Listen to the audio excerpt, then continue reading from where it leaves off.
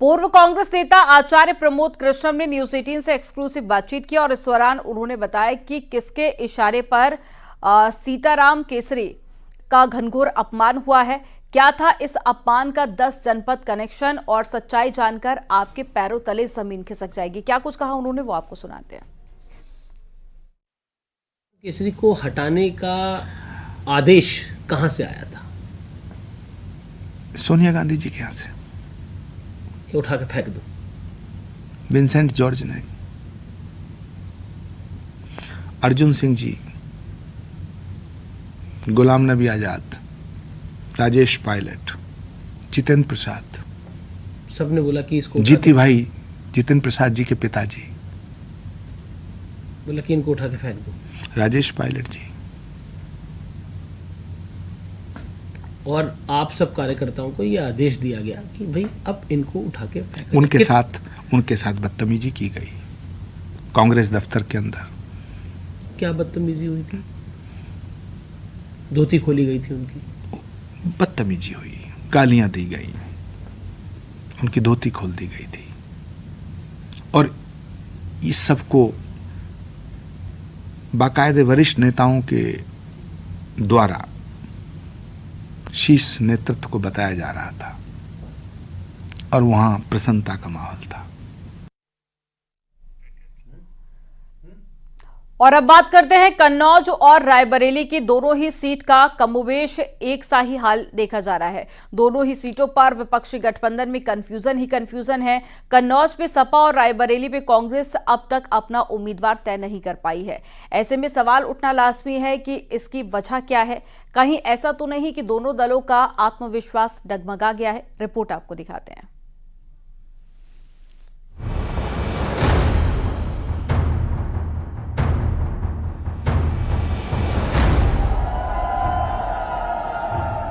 सियासत में एक बार चाल चलने के बाद बदले का मौका कम ही मिलता है। अगर चाल गलत चल दी जाए तब तो चुनाव से पहले ही हार तय मानी जाती है। कुछ ऐसी ही चाल चली जानी है कन्नौज और रायबरेली सीटों पर, जिसमें एक सीट सपा तो दूसरी कांग्रेस कोटे में है। लेकिन हैरत की बात देखिए, दोनों ही दल कैंडिडेट को लेकर कंफ्यूज नजर आ रही है। क्यों और कब तक ये दल ही जाने। हम विश्लेषण के जरिए सिर्फ समीकरण समझने की कोशिश करते हैं। बात की जाए अगर समाजवादी पार्टी की, तो समाजवादी पार्टी ने अभी तक यहाँ से प्रत्याशी घोषित नहीं किया है।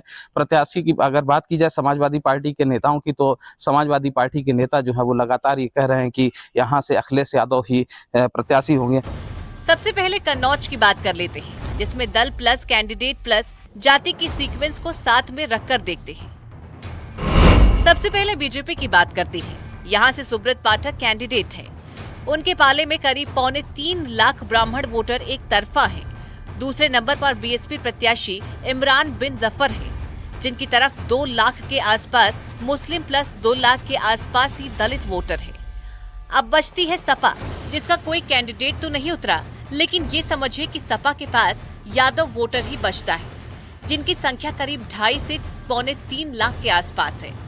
इन समीकरणों के अलावा जितने भी वोटर बचते हैं वो बीजेपी के खाते में जाने की सबसे प्रबल संभावना है। राम जी मंदिर बनाया मोदी जोगी ने, मेरे राम जी मंदिर बनाया मोदी जोगी ने। क्या इसीलिए समाजवादी पार्टी कंफ्यूजन में है कि मुस्लिम कैंडिडेट मैदान में उतारे या परिवार से कोई चेहरा? यहाँ भाजपा जीती नहीं थी, यहाँ सपा हारी थी। सामान्य तौर पर लोगों के लिए एक ही बात हो सकती है, लोग कह सकते हैं इसका क्या मतलब है। तो इसका मतलब बहुत साफ है कि उस समय सपा में इतनी ज़्यादा गुटबाजी थी और लगातार 1999 के बाद से सपा का यहाँ एक छत्र साम्राज्य रहा था। जिसे गढ़ ढहने की बात कहते हैं, वो गढ़ ढहा नहीं था। वजह यह है कि सिर्फ एक विधानसभा सेगमेंट से आप भाजपा आसान जीत लेकर आई थी। तो 10,000 के अंदर की जीत को बहुत आसान जीत तो नहीं कहा जा सकता। कांटे की संघर्ष था, कांटे की लड़ाई थी।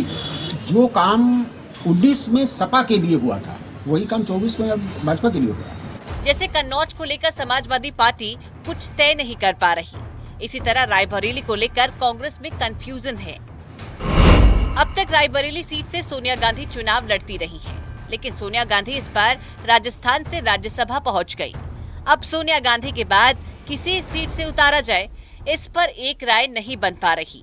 वैसे तो रायबरेली सीट पर बीजेपी ने भी अब तक अपने पत्ते नहीं खोले हैं, लेकिन इसे कंफ्यूजन नहीं, रणनीति का हिस्सा माना जा रहा है। चर्चा ये भी है कि बीजेपी इस सीट से विपक्ष के ही किसी चेहरे को उतार सकती है, लेकिन रायबरेली सीट पर कांग्रेस के असमंजस पर कई सवाल खड़े हो रहे हैं। सवाल ये कि सोनिया गांधी के बाद क्या गांधी परिवार का ही कोई सदस्य इस सीट से उतरेगा, ठीक वैसे ही जैसे कन्नौज में मुलायम परिवार के किसी सदस्य को उतारने की अटकलें चल रही हैं। अब सवाल ये बनता है कि कभी एसपी कांग्रेस के गढ़ कहे जाने वाले जिले क्या अब बीजेपी के किले में तब्दील हो चुके हैं? क्या इन सीटों पर बीजेपी की मजबूत स्थिति विपक्ष में कंफ्यूजन पैदा कर रही है?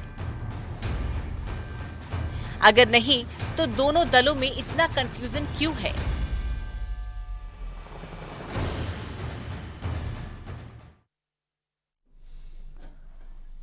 चलिए अब कारण, उसका असर और इस कंफ्यूजन के नतीजे क्या हो सकते हैं, इस पर भी बात कर लेते हैं।